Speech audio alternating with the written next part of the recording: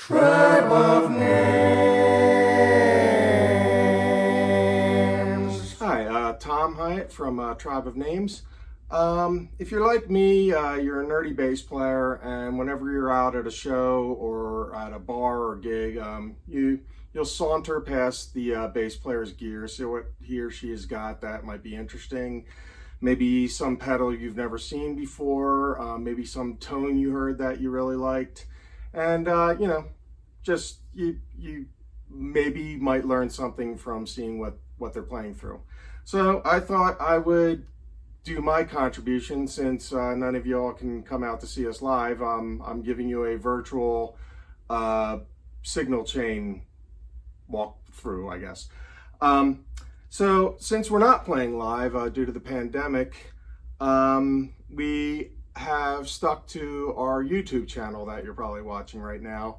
And what we do is we mask up and we play live and record directly into the soundboard or the mixing board.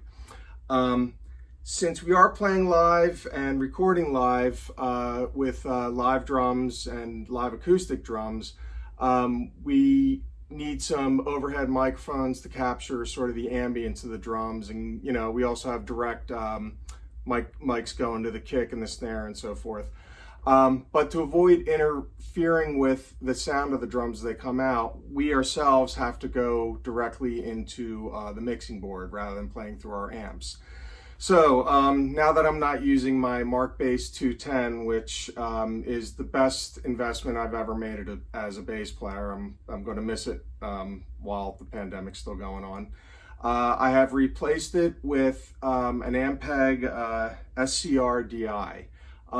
It's a direct pedal that is intended to capture the classic SVT sound. It does sound really amazing through headphones when or the in-ear monitors that we use when we're playing. It really sounds like a really great bass amp, although I'll be honest, it does lack a little bit of that tube tone that you get from a good old-fashioned Ampeg. So this is my tone through the Ampeg with no processing whatsoever, but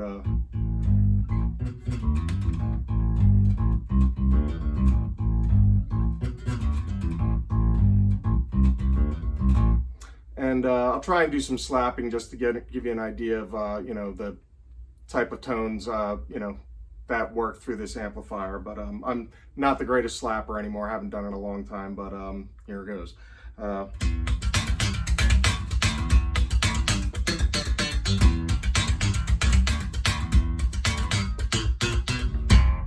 So that's just my Ampeg. That would be what is serving as my amplifier when we record our YouTube videos. So the first effects pedal I'm running through is an MXR bass compressor. I like a good compressor because it gives me an even volume up and down the neck and in my playing, and also adds a little bit of the punch that I'm not getting since I'm not playing at higher volumes.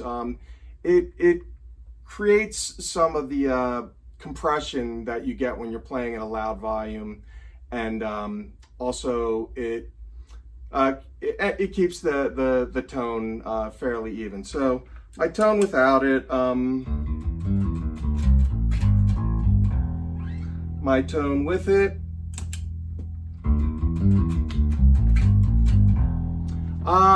You probably might not notice much of a difference. I can actually hear this. I should probably point out right now is a lot of these pedals are not necessarily for the benefit of the listener so much as they are for my benefit. Since I have to listen to myself play, I'd like my tone to sound a certain way, and I'm not going to lie, I'm also sort of a gearhead, and like a lot of bass players, I like to collect pedals and have fun with them.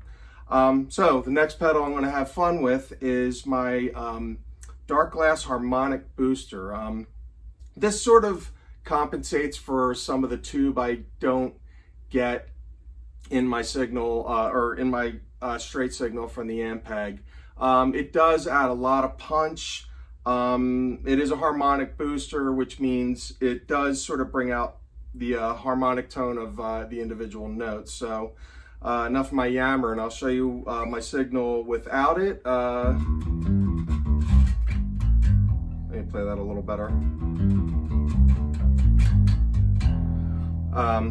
With the pedal on,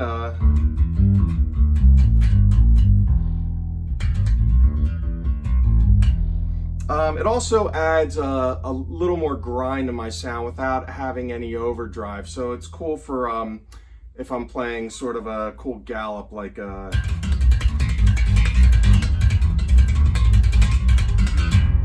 that's, and of course I'll play some slapping because every bass player has to slap, but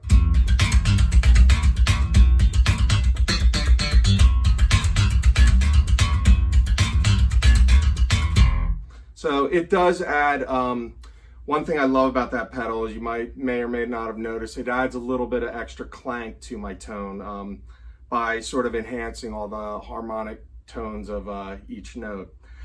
So next in my signal chain is my BBE Sonic Stomp. The thing I love about this pedal is it almost acts like a tone compressor in a way. It lets the sort of the bass tone punch a little more, but it also makes it less bellowy, if that makes any sense. And it also sort of clamps the mid-range a little better too. But once again, my tone without it.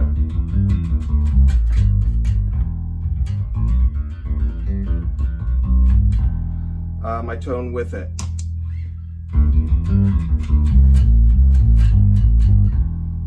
And, you know, give you an idea of a sort of a gallopy playing, like.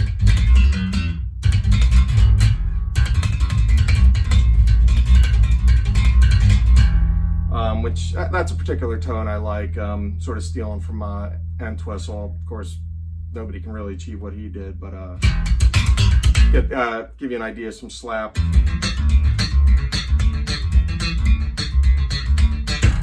So that's with slap tone. And so the next pedal I have in my chain is my it's a Whirlwind Bass 10 graphic equalizer. It's a 10-band graphic equalizer for the bass, specially tuned for the bass. I really like this pedal because I like to sort of scoop out my mid-range a little bit. When I have too much mid-range, to me, it makes the tone sound a little bit hollow. So I just like to sort of get a little bit of a mid-range scoop that sort of, I don't know, in my opinion, cleans up my tone a little bit. So without the EQ, it's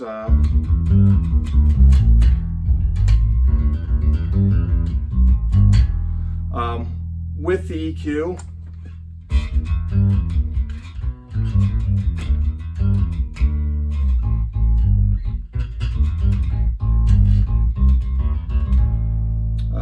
Some slapping.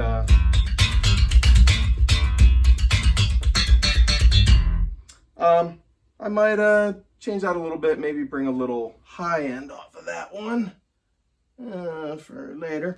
But so that is the last of my sort of signal processing pedals. My next pedal is my actual effects pedal. It is my Boss MS3. It's a multi-effects pedal. I prefer multi-effects pedals these days because, I mean, I'm not going to go out and buy a phaser just to play, you know, a phase in like 4 bars of a song. I don't use them a lot, but still effects are fun to have. But, you know, for those times when I do actually use a phaser, I do have this pedal, you know, for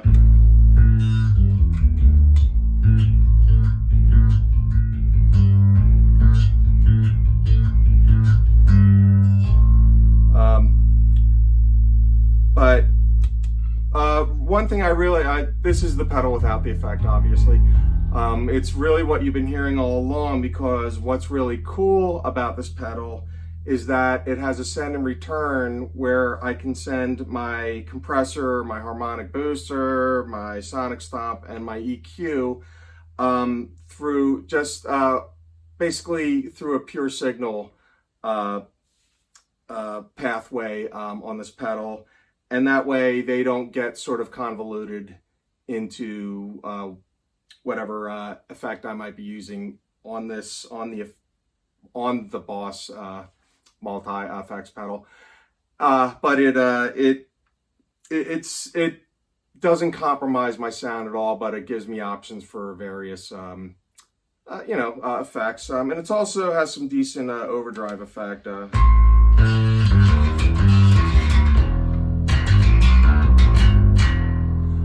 So that's pretty cool. I don't use overdrive a lot, but if I was going to use overdrive, that's most likely the sound I would use. I should point out at this time also that the Ampeg itself has a built-in overdrive as well, which is pretty good. I could probably get some really cool like Geezer Butler type of distortion with that, but I don't use distortion a lot, so I have yet to mess around with it a lot. So that is the effects chain I am going through. I hope you found it interesting. If you have any questions, please leave it in the comments section. I will try to get back to you. If you have any constructive criticism, I would appreciate it. If you have any non-constructive criticism, at least make it really funny for my entertainment. But either way, thanks for watching. I hope you're subscribed to our channel, and I look forward to talking to you again soon. Take care.